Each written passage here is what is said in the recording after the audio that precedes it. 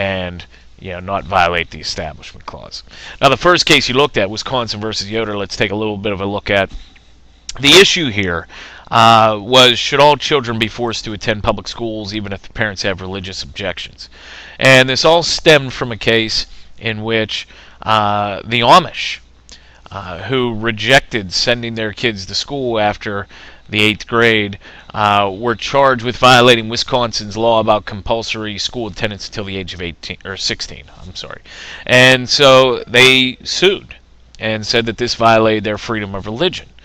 And it went the whole way to the U.S. Supreme Court. And as you read, the U.S. Supreme Court ruled against the state of Wisconsin and basically said that if it conflicts with the family's right to worship freely, then kids can't be forced to attend school. And you read, I'm not going to go into great detail about how this impacted the Amish's right to worship, but the point is that states cannot force kids to go to school if it goes against their religion. And this decision has been interpreted through the years to really expand the idea of what is school for kids and what can kids be forced to do. This case really led to the idea of homeschooling being an acceptable alternative, which led to cyber schools eventually being acceptable.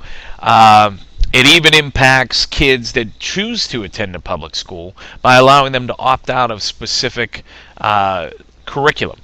For example, if a student in a health class, if it goes against their religious beliefs to be exposed to sex education, then they can opt out of it, and the school can't punish them for this. It can't harm their grade.